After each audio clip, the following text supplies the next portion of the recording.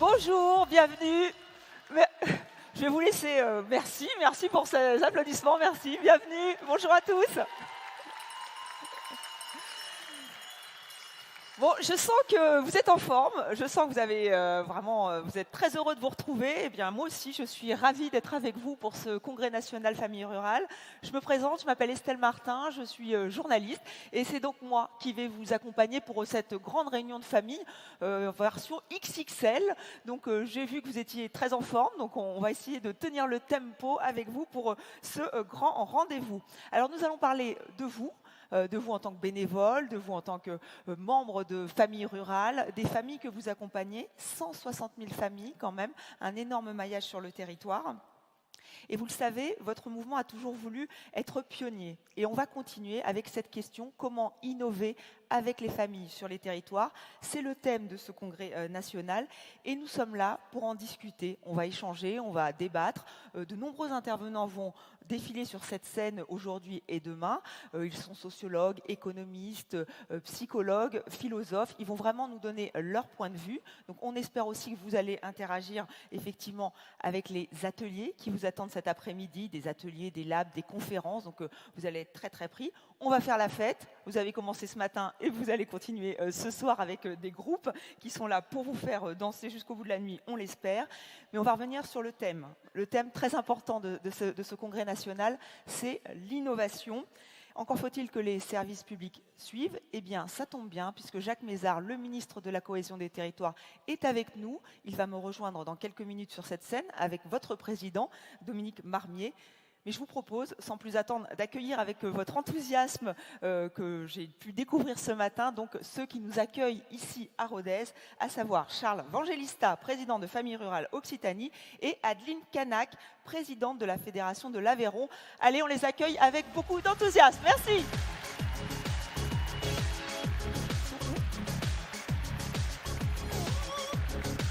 Bon.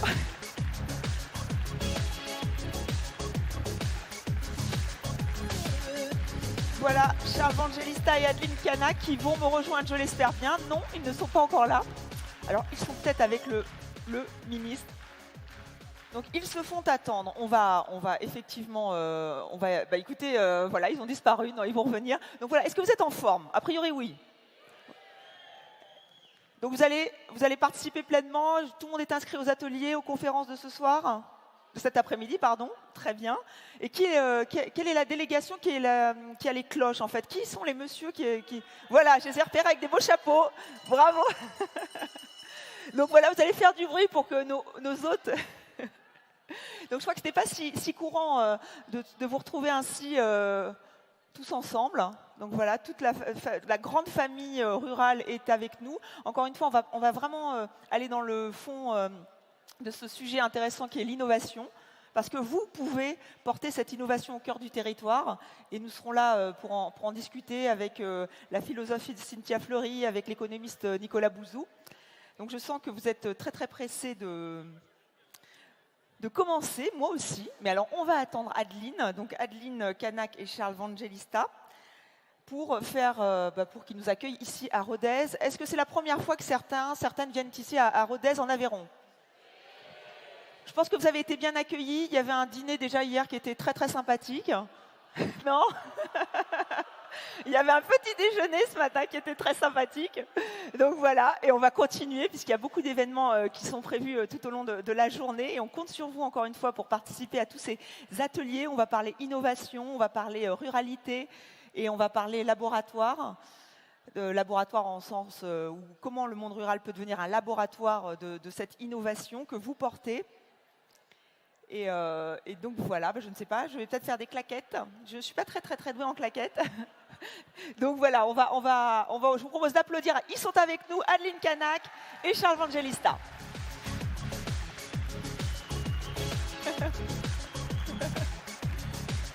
Par ici, allez-y.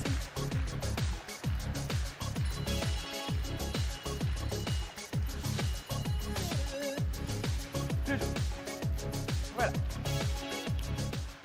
Donc venez avec moi.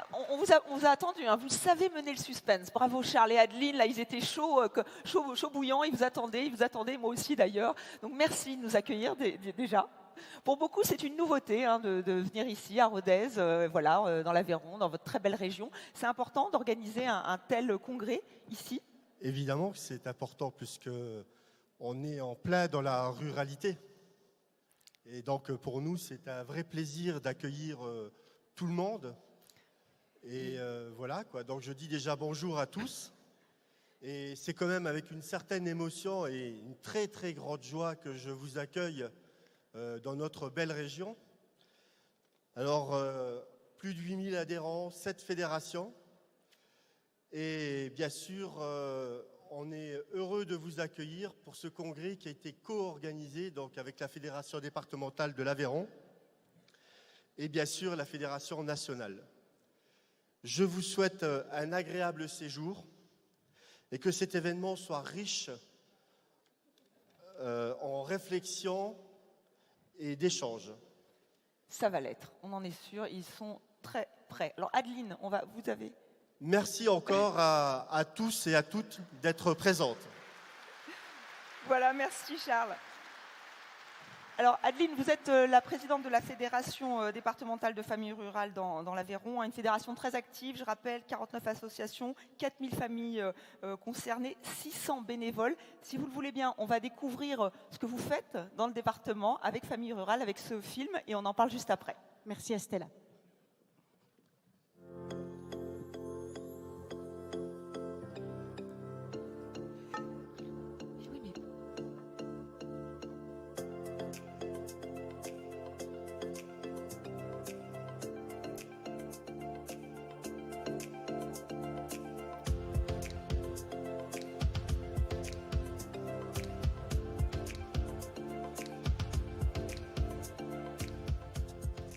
Famille rurale, c'est l'accueil de la jeunesse, l'accueil de l'enfance, petite enfance. Alors ça, on connaît, mais on essaie aussi d'innover pour suivre les besoins des familles. Alors on a fait des stages babysitting pour répondre encore au mieux aux familles et pouvoir confier nos enfants, les bébés, à des jeunes qui ont suivi ces quelques journées au sein de notre structure.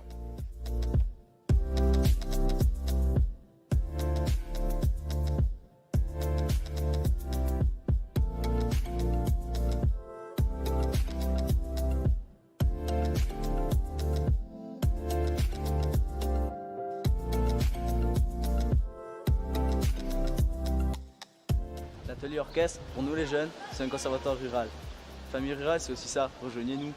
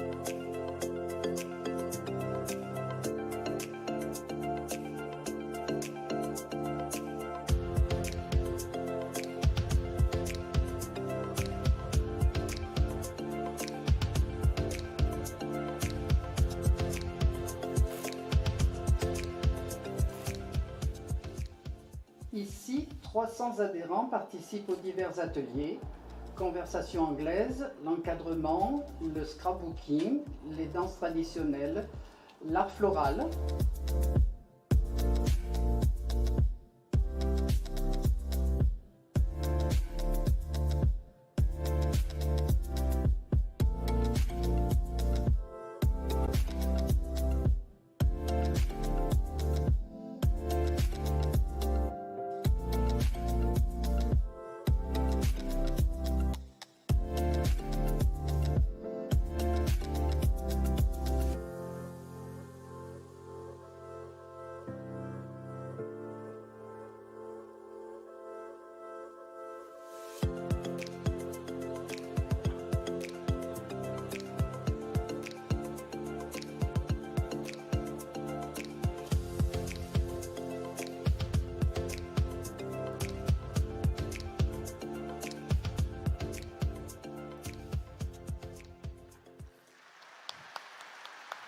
Voilà, Adeline Canac, on peut l'applaudir. On vient de voir. Bonjour à tous, chers partenaires, chers élus, chers amis. Après ce bel exposé des activités des associations de l'Aveyron qui participent au dynamisme des territoires, je suis émue de vous accueillir en Aveyron sur ce magnifique complexe ruthénois. Vous arrivez de toute la France. Nous, salariés et bénévoles, avons tout mis en œuvre pour que ces 2 jours soient une réussite, un moment de partage, de détente et de convivialité, mais aussi de réflexion. Bon week-end et bon congrès à vous tous. Merci Adeline.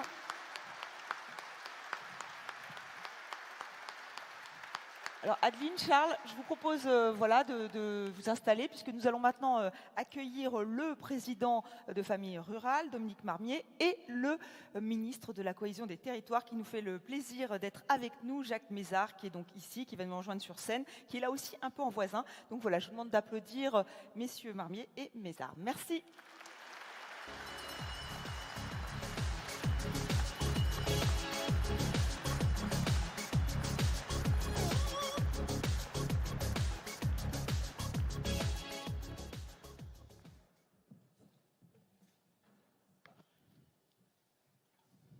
Monsieur le ministre, Mesdames et Messieurs les élus, Mesdames et Messieurs les représentants des fédérations et associations familles rurales, Mesdames et Messieurs les représentants de nos partenaires, chers amis, je voudrais d'abord vous remercier toutes et tous de votre présence ici, à Rodez, pour notre congrès.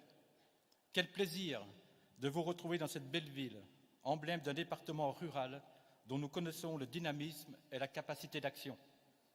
Nous avons la chance et l'honneur d'avoir parmi nous, pour ouvrir notre congrès, Monsieur Jacques Mézard, ministre de la Cohésion des Territoires. Merci de votre présence à nos côtés.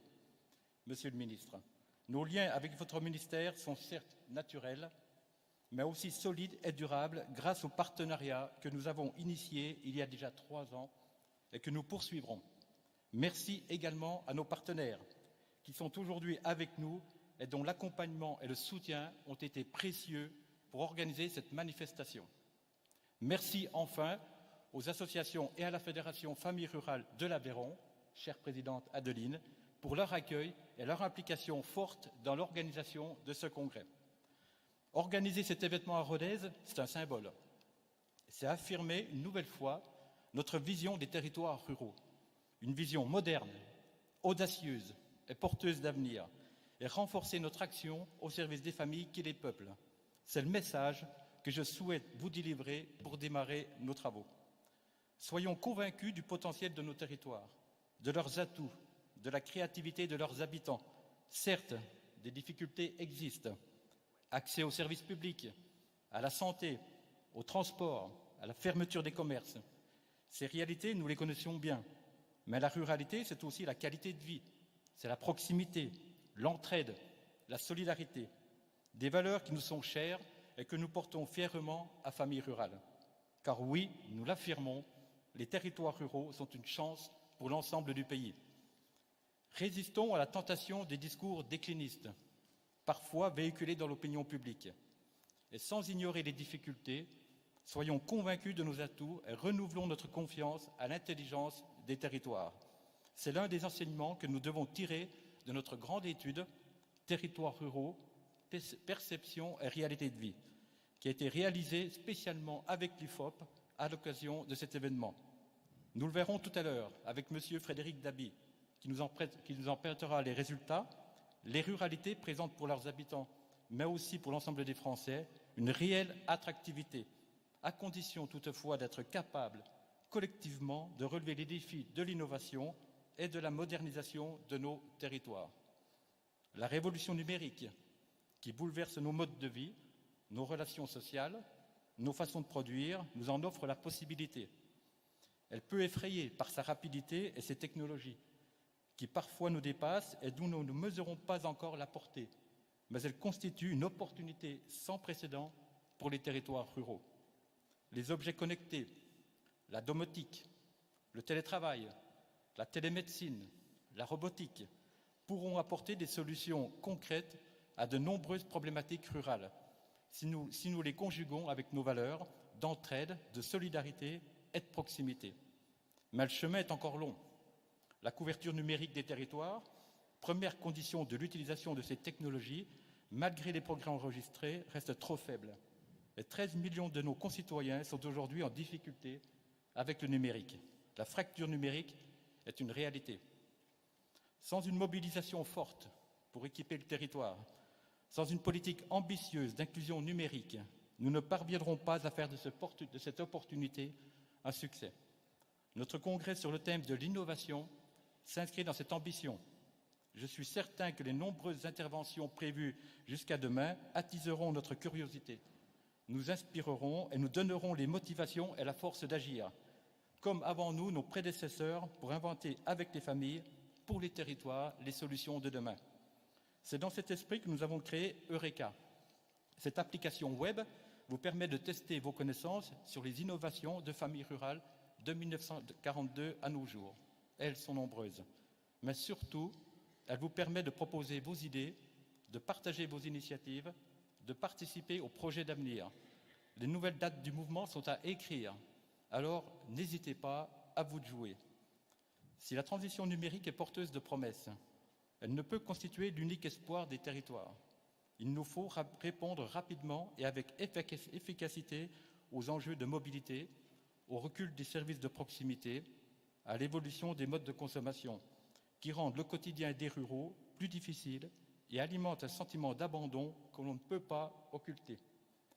Ce sentiment est parfois renforcé par des mesures qui, sans compensation, peuvent être vécues comme des injustices. J'intervenais récemment sur France Info sur la présentation du projet de loi de finances 2019. Et j'aimerais partager 2 exemples avec vous qui concernent notre pouvoir d'achat, mis à mal depuis plusieurs années maintenant. Depuis 2010, les ménages ont vu augmenter l'ensemble de leurs prélèvements de plus de 40 milliards. L'augmentation des carburants est particulièrement pénalisante pour les habitants des territoires ruraux, qui ne disposent pas de solutions alternatives pour se déplacer. Nous comprenons et nous partageons l'ambition de réduction du CO2 dans l'intérêt du climat. Nous pourrions accepter une augmentation des taxes sur les carburants, à condition de proposer des alternatives et des compensations, comme par exemple la mise en place des transports collectifs, l'arrêt des fermetures des gares, des aides spécifiques au milieu rural pour l'acquisition de véhicules électriques ou hybrides, l'installation de bornes de rechargement sur tout le territoire. Un deuxième exemple, la politique familiale. Elle voit ses moyens diminuer depuis plusieurs années. Cette tendance semble se poursuivre. Le projet de loi de finances 2019 programme en effet un gel des allocations familiales. 0,3% d'augmentation, alors que l'inflation prévue est de 2%. Nous l'affirmons, en matière d'aide aux familles, la seule logique comptable ne peut pas prévaloir. Nous appelons de nos vœux une réforme ambitieuse pour les familles. Nous avons fait des propositions fortes à l'occasion des élections présidentielles pour repenser la politique familiale. Il est regrettable que la mission parlementaire qui traitait cette question ait malheureusement échoué. La réflexion doit reprendre et aboutir. C'est la condition pour redonner confiance aux familles. Monsieur le ministre, vous le savez, nous comptons sur vous, nous comptons sur le gouvernement pour agir et apporter des réponses concrètes et relever ensemble ces défis. Les habitants des territoires attendent des actes forts. Famille rurale est force de proposition. Et je voudrais dire à l'ensemble de nos fédérations et associations qu'elles peuvent compter sur la Fédération nationale pour porter ce message auprès des pouvoirs publics et les représenter avec ténacité et conviction. La force de notre mouvement, et je dirais même sa raison d'être, c'est d'agir, sans nécessairement tout attendre des pouvoirs publics. C'est ce que nous faisons au quotidien, grâce à l'ensemble des services, des animations, des actions que nous mettons en place et qui contribuent de manière concrète à améliorer la vie des familles.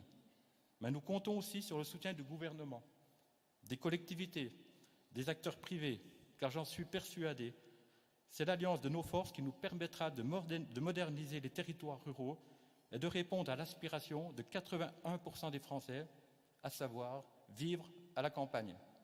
Pour cela, il nous faut rester à l'initiative et dans l'action. Et je sais pouvoir compter sur vous. Les chantiers sont nombreux Et nous devons, au sein de notre mouvement, nous approprier les évolutions et les transitions que j'évoquais à l'instant. Nous accompagnons le réseau dans des projets qui nous permettent d'aller dans ce sens. Je souhaite ici donner quelques exemples. Afin de ne pas laisser toute une partie de la population en marge de la révolution numérique, Famille Rurale va créer une 50aine de points d'accueil numériques dans plus de 25 départements. Ils auront pour mission d'accompagner les citoyens dans leur démarche administrative, dématérialisée et de les former aux usages du numérique.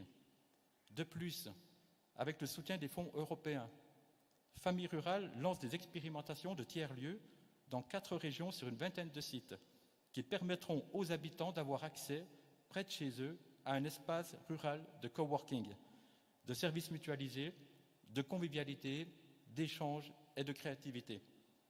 Enfin, pour répondre aux enjeux de mobilité et après avoir obtenu une réglementation adaptée grâce à une forte mobilisation auprès du gouvernement, Famille Rurale va renforcer son service de transport solidaire et développe par ailleurs des actions d'aide à la mobilité des jeunes. Notre mouvement évolue avec les enjeux de la société, tout en continuant de porter ses valeurs humanistes de solidarité. Nous avons toujours su nous adapter et être pionniers dans de nombreux domaines. Je suis confiant dans notre avenir. Chers congressistes, ne l'oublions pas, Famille Rurale, premier mouvement familial, c'est 160 000 familles adhérentes, 17 000 salariés, 2200 associations locales, 40 000 bénévoles que vous représentez aujourd'hui. Ces actions, ces projets, c'est vous qui les faites vivre. Vous en êtes les artisans. Le rôle que vous jouez est déterminant, alors soyons fiers de ce que nous représentons, ayons confiance dans la force de notre réseau et dans sa capacité d'action. Continuons ensemble d'agir pour les familles et les territoires. Je vous souhaite à toutes et à tous un excellent congrès.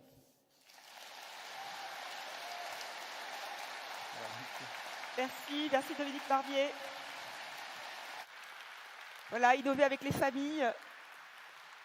Monsieur le ministre, on l'a bien compris, les attentes sont fortes. Je vous en prie, à vous de prendre la parole.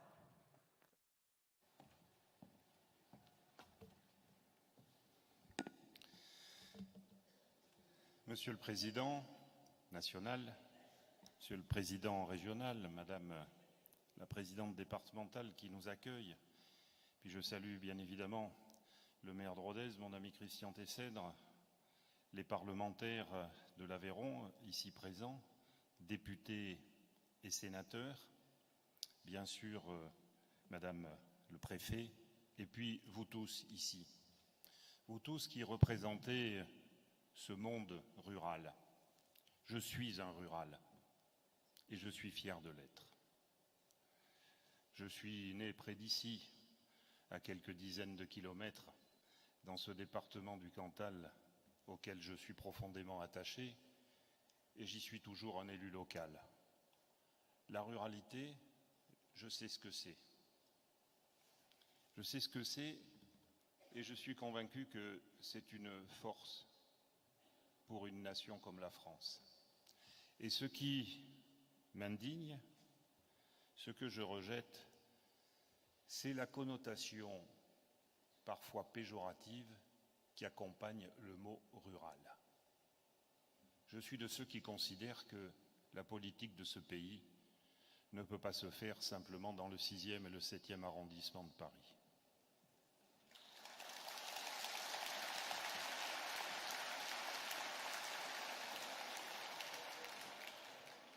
On m'a souvent dit ces derniers mois que j'étais une caution rurale. Ben, j'en suis fier. Car dans ce pays, il suffit de passer dans chacune de nos communes, d'y voir les monuments aux morts, pour savoir que la nation, c'est tout le territoire et à commencer par nos 36 000 communes. Nous avons, bien sûr, à répondre, et je voulais vous dire, Monsieur le Président, que je salue votre discours dans tout son contenu, y compris les critiques. Car nous avons besoin à la fois de propositions, d'abord de propositions, mais aussi de l'expression de ce que celles et ceux qui habitent sur les territoires pensent. Et nous sommes à un moment où les évolutions sociologiques, les évolutions technologiques dans le monde entier se passent avec une accélération jamais connue dans l'histoire. C'est ça la réalité. Il faut être aussi conscient, en ouvrant les yeux sur ce qui se passe à nos frontières, à la fois en Europe occidentale mais ailleurs, que ces évolutions génèrent des bouleversements sociologiques, des bouleversements politiques auxquels il faut être très attentif. Il y a des difficultés dans notre pays. Il y en a aussi dans tous nos pays voisins. Ce qui vient de se passer au Brésil aussi est l'expression de ce qui se passe de l'autre côté de l'Atlantique. Il faut être conscient que cette accélération des évolutions sociologiques et technologiques va avoir des conséquences à la fois politiques et sur la vie quotidienne de nos concitoyens. C'est une certitude, c'est une réalité, que les conséquences peuvent être graves, y compris par la montée du populisme et des extrêmes dans tous les pays, avec les conséquences qui peuvent en découler. Et que nous avons donc le devoir d'anticiper plutôt que de subir ces évolutions.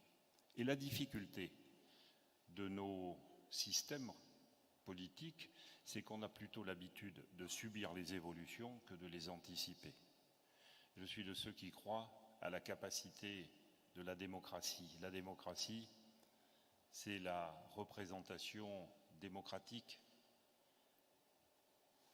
Et nous n'avons pas encore trouvé de meilleur système, malgré toutes les critiques qu'on peut apporter à la démocratie représentative. Et donc il faut y être attaché et faire en sorte aussi que ce que nous disons, ce que nous faisons, soit en adéquation avec les évolutions dont je viens de parler. C'est essentiel si nous ne voulons pas aboutir à des ruptures graves.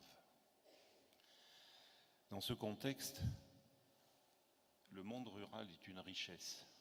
Et d'ailleurs, tout à l'heure, puisqu'on a bien voulu me donner quelques éléments de l'enquête que vous aviez lancée à juste titre, on voit que ceux qui y vivent sont très attachés à ce monde, mais qu'ils développent, et c'est une réalité, un sentiment d'abandon, parfois justifié, parfois moins justifié. C'est comme le ressenti du froid.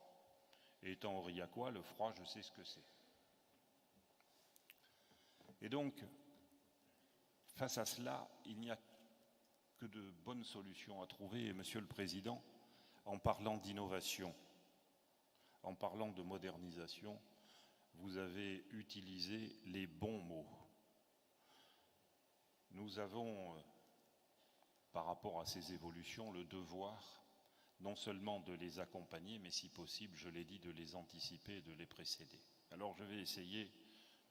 Vous voyez, bon, on me prépare beaucoup d'éléments de langage dans mon équipe. J'ai l'habitude de ne m'en servir pratiquement jamais.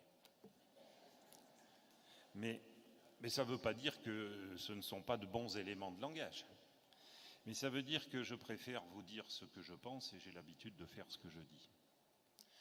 Face à ces évolutions, et vous avez très justement, Monsieur le Président, axé une partie de votre intervention sur le numérique, sur la fracture numérique. C'est une évidence. Nous avons déjà mal vécu la fracture de la mobilité. Moi, j'ai constaté dans mon département que la mobilité, ça se passe moins bien aujourd'hui qu'il y a 40 ans. Ça interpelle.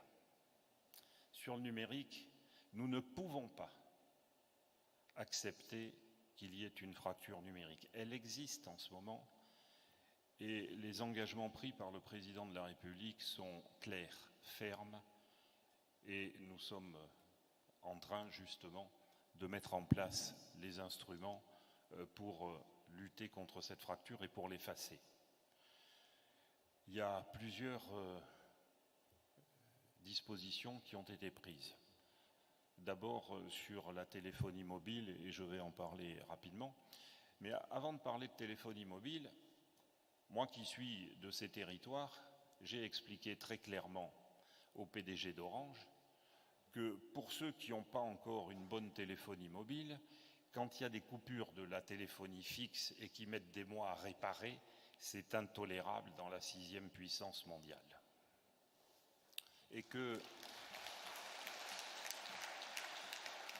quand on a une obligation de service universel, il faut la respecter. Et sachez que ce n'est pas simplement un discours que je tiens, que je leur ai dit très clairement que la situation actuelle était intolérable. En ce qui concerne la téléphonie mobile, nous avons, ces derniers mois, mis en place des avancées très fortes au niveau de mon ministère avec l'accord dit New Deal avec les 4 opérateurs qui va permettre de résorber la question des zones blanches, d'accélérer la mise en place par chaque opérateur de 5000 sites en mutualisant, en obligeant à la mutualisation des sites, parce que quand vous êtes, ça m'est arrivé hier dans le Puy-de-Dôme, dans une salle près du Puy-de-Dôme, où mes voisins, leur portable fonctionnait parce qu'ils étaient Orange, et moi ça ne fonctionnait pas parce que j'avais Bouygues. Vous me direz, vous n'avez qu'à changer. Bon, mais ça serait mieux si on mutualisait, et c'est ce que l'on va faire. Et puis, nous avons conclu un accord gagnant-gagnant. C'est-à-dire que l'État fait des efforts sur les fréquences, en leur garantissant les fréquences pour leur avenir. C'est plus de 3 milliards. Et eux, ils se sont engagés à mettre 3,3 milliards sur le développement de la téléphonie mobile de manière contraignante. C'est-à-dire avec des obligations, ils ont accepté de signer des obligations contraignantes. Ce qui me permet de vous dire que très clairement, très fermement, cette question de la téléphonie mobile va avancer de manière spectaculaire dans les quelques années qui viennent. Et c'est indispensable. Et sur la question du numérique, c'est-à-dire parce que passer à la 4G partout, d'ici fin 2020, c'est l'accès à Internet partout. Et ça, c'est indispensable. C'est la garantie pour nos territoires. Mais il y a aussi, bien sûr, la fibre optique, et là-dessus, les accords que nous avons passés à l'appui des collectivités locales. Parce que tout cela n'est possible que dans un partenariat étroit avec les collectivités locales, que ce soit les conseils régionaux, quand ce sont eux qui ont pris le pilotage, quand ce sont les conseils départementaux, parce que ça existe aussi.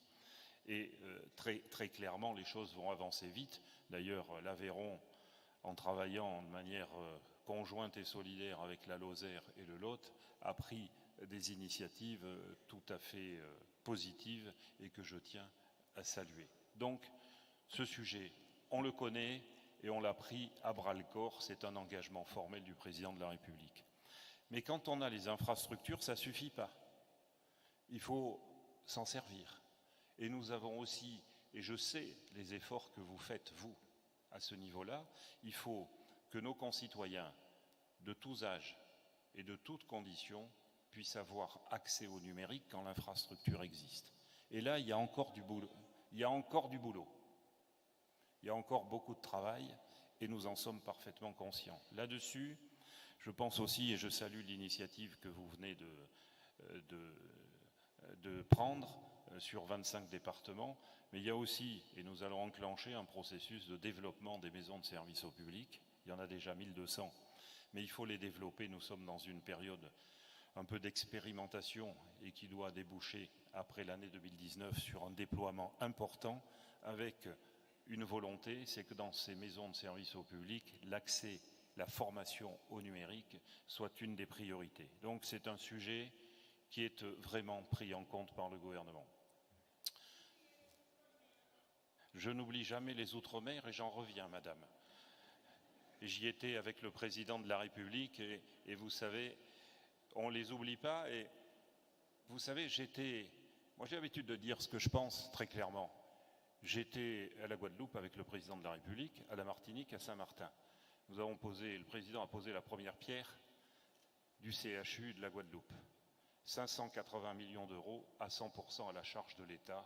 Je ne pense pas qu'on oublie l'outre-mer avec de telles mesures. Et je peux en citer d'autres. Parce que, et cela a été très bien dit par le Président, la ruralité, ça ne doit pas être le concert des lamentations, mais le concert des propositions. Et pour être un rural, je sais de quoi je parle. Et autre sujet qui est important pour nous, celui de la question médicale. Et la question médicale, c'est un sujet très préoccupant. Nous avons besoin de conforter nos hôpitaux, parce qu'avoir des CHU qui fonctionnent, c'est très bien. Mais nous devons avoir entre les CHU un maillage d'hôpitaux qui permettent de tenir sur le territoire une capacité de soins, avoir aussi, quand c'est nécessaire, des hélicoptères à disposition et avoir des médecins. Et les mesures qui viennent, c'est un sujet qui est entendu. Les dispositions que vient de prendre la ministre de la Santé, Agnès Buzyn, que ce soit sur la fin du numerus clausus pour les médecins, sur la création de 4000 postes d'assistants médicaux, sur le remboursement des opérations de télémédecine. Je pense que ce sont des signaux importants qui ne sont pas encore forcément suffisants, mais qui correspondent à la prise en compte de ce besoin indispensable. Parce que pour vivre dans nos territoires, il faut évidemment du numérique, il faut de la santé, il faut de l'éducation et il faut de l'emploi. Voilà la réalité. Et il faut aussi considérer que nous avons des territoires ruraux qui ont des capacités exceptionnelles. Moi, dans le travail du Commissariat général à l'égalité des territoires, on a fait un certain nombre d'enquêtes. Là où il y a le plus d'emplois productifs en France, ça paraît surprenant, mais c'est dans les territoires ruraux. Quand on dit ça, on a l'impression de dire une énormité, c'est la réalité. On va lancer les territoires d'industrie, bien sûr, c'est aussi une nécessité. On a besoin de conserver des services publics.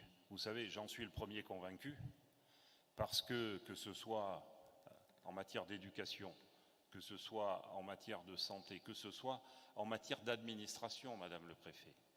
Il y a quelques semaines, une circulaire vous a été envoyée à tous les préfets pour dire que l'échelon pertinent de développement de l'action des services de l'État, c'était le département. Et je pense que c'est important, parce que c'est le bon échelon pour les services déconcentrés. Ça veut dire qu'il y a une prise de conscience qu'on ne peut pas non plus tout diriger des capitales régionales, des grandes capitales régionales, et que l'action de l'État, elle doit se faire au niveau déconcentré, à l'échelle des départements. Et j'y tiens. Je viens ce matin de signer une convention avec mon ami Christian Tessed, le maire de Rodez, sur un dispositif que j'ai lancé sur les villes moyennes, avec des financements importants, 5 milliards d'euros pour 222 villes moyennes.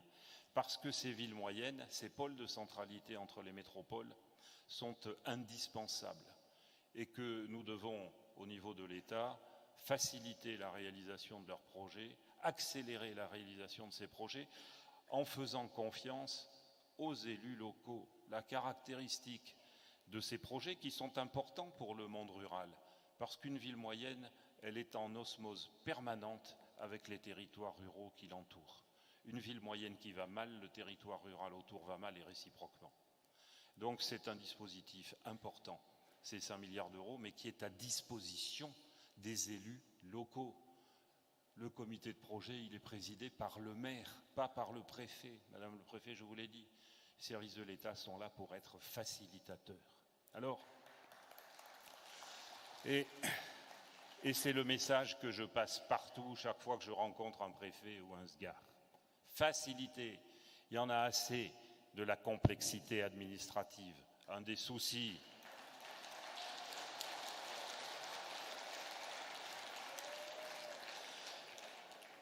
une des difficultés de ce pays, et je suis un juriste, donc en partie coupable, mais c'est que nous sommes excellents pour fabriquer de la loi, mesdames et messieurs les parlementaires, j'en suis un. Nous sommes excellents pour fabriquer de la loi et du règlement, et des circulaires, et des arrêtés. Si nous pouvions exporter cette capacité, ça comblerait le déficit de la balance des paiements. Mais nous nous sommes lancés dans une opération de simplification. C'est très difficile. Je viens de le vivre sur la loi Elan sur le logement, qui est une loi de simplification. Je peux vous assurer que dans notre pays, c'est compliqué de simplifier. Mais que c'est pourtant une nécessité, parce que ça nous fera gagner du temps, ça permettra le développement économique et ça facilitera la vie de nos concitoyens, qui souvent ne font même pas appel aux droits qu'ils ont parce que c'est trop compliqué. Et en particulier nos concitoyens les plus fragiles, et vous le savez mieux que d'autres. Et j'ai aussi entendu, au-delà de vos propositions, et vous avez totalement raison sur l'innovation, nous avons dans nos territoires ruraux de grandes capacités d'innovation. Si, vous savez, le dernier rapport que j'avais fait pour le Sénat, mes chers collègues, ça s'appelait « Les innovations technologiques dans les collectivités locales ». Il y a énormément de magnifiques innovations qui sont lancées dans les territoires ruraux. Le problème, c'est de les faire connaître et de les dupliquer. Et en plaçant ce congrès sous le signe de l'innovation, de la modernisation, c'est la bonne façon. Parce que cette image que, dans les milieux que je qualifie souvent de boboïstes parisiens, qu'ils ont des territoires ruraux, il faut que nous arrivions à l'éradiquer. Parce que l'avenir de la France, c'est autant, si ce n'est davantage, nos territoires ruraux et les millions de nos concitoyens qui y vivent, que les métropoles. Et je n'oppose jamais les deux. Jamais. C'est ça, l'avenir de nos territoires, c'est de donner cette image. On sait, nos concitoyens français savent qu'ils ont envie de vivre dans nos territoires, mais ils ont envie de vivre dans des territoires où ils trouvent les services auxquels ils sont habitués. C'est donc l'enjeu des prochaines années, des prochains mois et des prochaines années. Alors j'ai entendu aussi, Monsieur le Président, vos critiques sur le coût des carburants et sur un certain nombre de dispositions qui ont été prises. Je l'entends d'autant mieux que le département de France où le carburant est le plus cher, c'est le département du Cantal. Pourquoi ? Parce que nous sommes les plus loin des raffineries. Est-ce que c'est logique ? C'est un combat que j'ai souvent porté au Parlement et où je n'ai pas été entendu. J'espère pouvoir l'être dans les mois et les années qui viennent. Mais je l'entends, et vous avez raison. Parce que la mobilité, c'est aussi un enjeu considérable. Mais il faut aussi avoir confiance dans les évolutions. Il ne faut pas avoir peur des évolutions technologiques. Vous avez très justement rappelé, Monsieur le Président, que numérique, nouvelles technologies, robotique, c'est pour l'avenir, il faut le voir avec confiance. Parce que si on considère que ces évolutions, nous nous y opposons, eh bien nous en mourrons. Moi, je suis dans une ville où la robotique utilisée par une entreprise qui a 700 salariés a permis ces dernières années d'augmenter le nombre d'emplois. Donc il ne faut pas en avoir peur. Il faut être capable de s'y adapter, d'avoir les formations adéquates. Mais la mobilité, et vous avez raison, c'est un vrai sujet. Mais les innovations technologiques, la voiture autonome, elle existe. Je l'ai même essayé. Qu'est-ce qui freine ? Ce sont les contraintes administratives, parce que l'administration a du mal à s'adapter à la voiture autonome. Mais, Madame le Préfet, l'administration y arrivera. Voilà. Donc, moi, ce que je voulais vous dire simplement et du fond du cœur, c'est que soyez fiers d'être l'expression du monde rural. Soyez-en toujours fiers, parce que c'est aussi l'avenir de ce pays. Et puis vous remercier au nom du gouvernement de ce que vous faites au quotidien, à la fois les salariés de vos associations, mais aussi tous les bénévoles qui font de ces territoires qui donne à ces territoires la capacité d'avoir un lien social, un lien entre les femmes et les hommes de ces territoires. Vous êtes, et je ne vous le dis pas pour vous faire plaisir, mais parce que je le sais et que je le sens, vous êtes indispensable à la vie de ces territoires. Donc, merci pour tout ce que vous faites. Et bon congrès. Merci.